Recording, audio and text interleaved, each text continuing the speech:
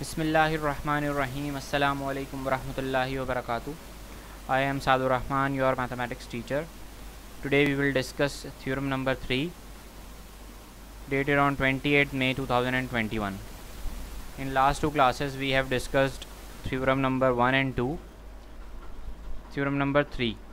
If a transversal intersects two coplanar lines such that the pair of alternate angles are congruent, then the lines are parallel.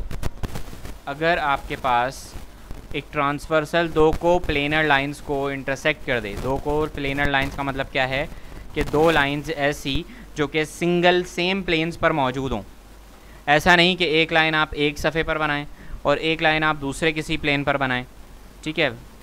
और दो lines same planes पर अगर मौजूद हैं और उन्हें एक ट्रांसवर्सल लाइन यानी एक टेढ़ी लाइन एक दूसरी लाइन दूसरे एंगल के अंदर जो लाइन है वो उन्हें इंटरसेक्ट करती हुई गुजर जाए, ठीक है, such that the pair of alternate angles, तो उनके जो ऑल्टरनेट एंगल्स के पेयर्स होंगे वो क्या होंगे, आपस में कॉन्ग्रुएंट होंगे या आपस में कह लें इक्वल होंगे। और अगर उनके ऑल्टरनेट एंगल्स या जो ऑल्टरनेट एंगल्स हैं अगर वो एंगल्स कॉन्ग्रुएंट होंगे, ठीक है, तो वो दोनों लाइंस क्या होंगी, पैरेलल लाइंस होंगी, ठीक है, वो दोनों लाइंस पैरेलल लाइंस कहलाएंगी। अब गिवन है कि A B and C D are two coplanar lines, A B और सी डी दो को प्लेनर लाइंस हैं, ठीक है, ऐसी दो लाइंस हैं जो कि आपस में जो कि सेम प्लेन पर मौजूद हैं।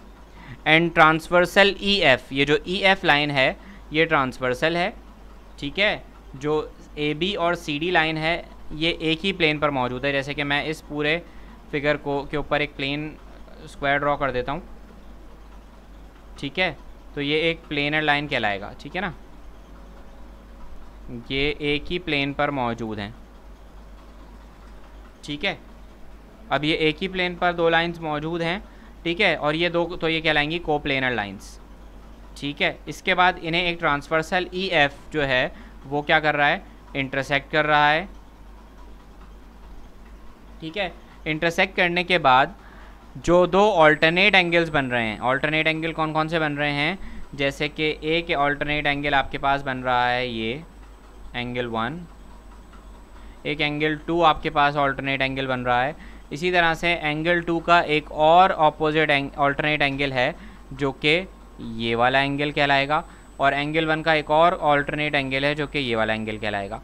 तो ये जो ऑल्टरनेट एंगल्स हैं ये क्या कहलाएंगे, आपस में कॉन्ग्रुएंट या फिर इक्वल कहलाएंगे। समझ में आ रही है, कॉन्ग्रुएंट या फिर इक्वल एंगल्स कहलाएंगे। आगे लिखा हुआ है P transversal E F cuts them at point P and Q, P और क्यू पॉइंट पर दो पॉइंट्स पर इन्हें ये इंटरसेक्ट कर रही है। एक पॉइंट पी है, एक पॉइंट का नाम पी दिया गया है और दूसरे पॉइंट को इन्होंने यहाँ पर क्यू नाम दिया गया है, ठीक है।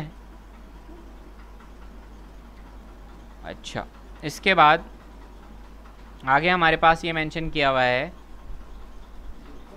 कि रिस्पेक्टिवली 1 बाय 1 दोनों ने एंगल इंटरसेक्ट किए हुए हैं। कहा यह जा रहा है कि एंगल 1 एंगल 2 के कॉन्ग्रुएंट है पेयर ऑफ ऑल्टरनेट एंगल्स की प्रॉपर्टीज़ को सामने रखते हुए, ठीक है।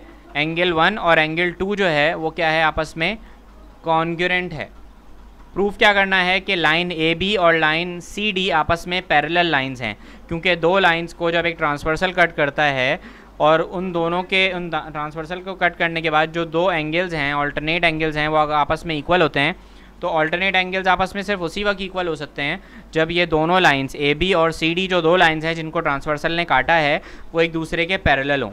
पैरेलल लाइंस कौन सी होती हैं, जो आपस में कभी भी इंटरसेक्ट नहीं करती, जो कि कभी भी एक दूसरे को आपस में इंटरसेक्ट नहीं करती और ना ही उनके दरमियान का डिस्टेंस कभी कम या ज़्यादा होता है, ठीक है। प्रूफ क्या करना है, if A B and C D are not parallel, अगर ए बी और सी डी पैरेलल नहीं हैं, ठीक है, देन बीइंग कोप्लेनर और कोप्लेनर हैं they will meet at a point, तो जाहिर है कि वो किसी ना किसी पॉइंट पर टकरा जाएंगी, ठीक है। से दैट आर, जैसे कि मिसाल के तौर पर उन्होंने कहा कि अगर ये जो पी लाइन है, ये जो पी पॉइंट है, ये मिसाल के तौर पर आपके पास वो नहीं है, ये ए और बी आपके पास क्या नहीं है, वो नहीं है, पैरेलल लाइंस नहीं है, ठीक है। तो जाहिर है कि किसी ना किसी पॉइंट पर टकरा जाएंगी। तो जिस पॉइंट पर ये टकराते हुए हम दिखा रहे हैं, हमने इमेजिन किया है कि ये CD लाइन जो है ये क्या है, इस AB लाइन के पैरेलल नहीं है और इसे ट्रांसवर्सल काट रहा है। ठीक है, ये A पॉइंट से स्टार्ट हो रही है और ये चलती चली जा रही है। ठीक है, अब जाहिर है कि इस पॉइंट पे आके टकरा गई हमारी अजम्पशन के मुताबिक। ठीक है, दोनों सेम प्लेन पर है ना, ये दो लाइंस भी आपस में सेम प्लेन पर हैं, दो लाइंस हैं AB और CD। ठीक है, PR कह लें आप इसको, दूसरा नाम दे दिया इन्होंने, AB और PR, CD और PR। ठीक है, और ट्रांसवर्सल वहीं दो पॉइंट्स पर कट कर रहा है, एक P पॉइंट पर कट कर रहा है और एक Q पॉइंट पर कट कर रहा है। सेम सिचुएशन है, ट्रांसवर्सल भी अपनी जगह पे है, C और D लाइन भी अपनी जगह पर है। सिर्फ और सिर्फ एक P लाइन है जो कि टेढ़ी आ रही है, जो कि इस CD लाइन को पॉइंट R के ऊपर क्या कर रही है, इंटरसेक्ट कर रही है। ठीक है, and PQR will be a triangle and look like figure number 2। Figure number 2 की तरह बिल्कुल ये आपको नज़र आ रहा है। ठीक है, और ये पॉइंट किस पॉइंट पर आके टकरा रही है, ये लाइन आकर बिल्कुल ट्राइंगल PQR पे आके टकरा रही है। ठीक है, PQR पे क्या बन रहा है, एक ट्राइंगल बन रहा है। यहाँ पे भी आपको नज़र आ रहा होगा, ये आपके पास यहाँ पर एक ट्राइंगल ड्रॉ हो रहा है। ठीक है, अब देखें स्टेटमेंट ये कह रहा है कि triangle PQR angle 1, triangle PQR जो है उसके अंदर एंगल 1 जो है वो एक्सटीरियर एंगल है, जबकि एंगल 2 जो है वो क्या है, ऑपोजिट इंटीरियर एंगल है। आइए देखते हैं ट्राइंगल P जो ये जो एंगल 1 है फिगर नंबर 2 में, इसके अंदर एंगल 1 क्या है, एक्सटीरियर एंगल है। आपको साफ नज़र आ रहा है, एक स्ट्रेट लाइन दूसरी स्ट्रेट लाइन को जाके इंटरसेक्ट कर रही है, ट्राइंगल फॉर्म हो रहा है।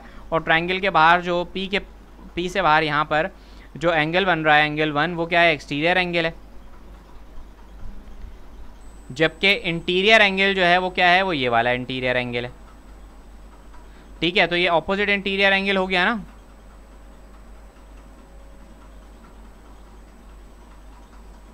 ये एंगल हो गया एंगल नंबर 2 जो कि इंटीरियर एंगल है।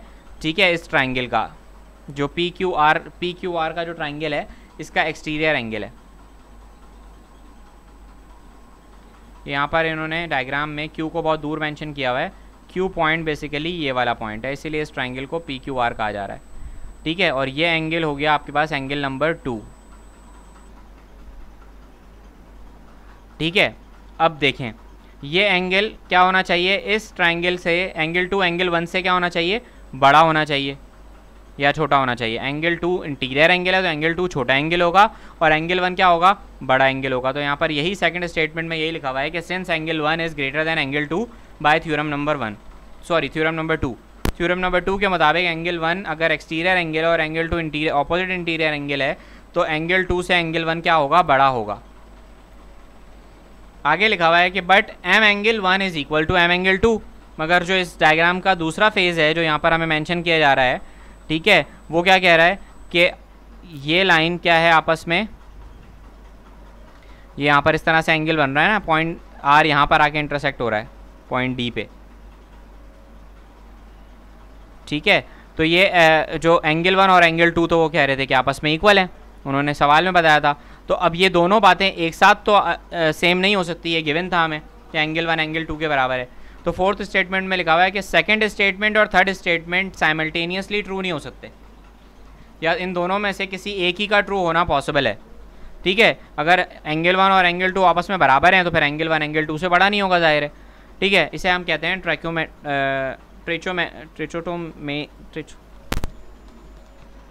ट्राइकोटोमाई प्रॉपर्टी ऑफ ऑर्डर रिलेशन। ठीक है, अच्छा, अब आगे हमने ये रिजल्ट निकाला कि हैंस एंगल 1 एंगल 2 के बराबर है। अगर एंगल 1 वो कह रहे हैं कि एंगल 2 के बराबर है, इसका मतलब ये है कि ये तो उन्होंने सवाल में बताया है कि एंगल 1 एंगल 2 के बराबर है। दैट मीन्स कि ये वाला स्टेटमेंट इस वाली सिचुएशन पे फिट नहीं हो रहा। ठीक है, ये सब होगा जब आपके पास एक्सटीरियर एंगल होगा और एक्सटीरियर एंगल इंटीरियर एंगल से बड़ा होता है। ठीक है, तो इसका मतलब ये होगा कि अगर एंगल 1 एंगल 2 के बराबर है तो A और B लाइन कभी भी आपस में इंटरसेक्ट, किसी भी पॉइंट पर आपस में इंटरसेक्ट नहीं करेंगी। और जब किसी भी पॉइंट पर इंटरसेक्ट नहीं करेंगी तो यहाँ पर आपके पास जो ट्राइंगल है वो फॉर्म नहीं होगा और एक्सटीरियर एंगल फॉर्म नहीं होगा। तो इस हिसाब से एंगल 1 एंगल 2 के इक्वल भी से बड़ा भी नहीं होगा।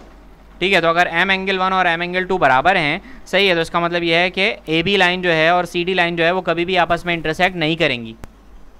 और दो लाइंस कब आपस में इंटरसेक्ट नहीं करती, जब दो लाइंस आपस में पैरेलल होती हैं। तो आखिरी स्टेटमेंट में लिखा हुआ है कि A B is parallel to, ये पैरेलल का सिंबल है बीच में, दो बार्स जो बनी हुई हैं, ठीक है, ये पैरेलल का सिंबल है। A B is parallel to C D, they are coplanar and do not intersect, ये दोनों लाइंस कोप्लेनर भी हैं और इंटरसेक्ट भी नहीं कर रही, ठीक है।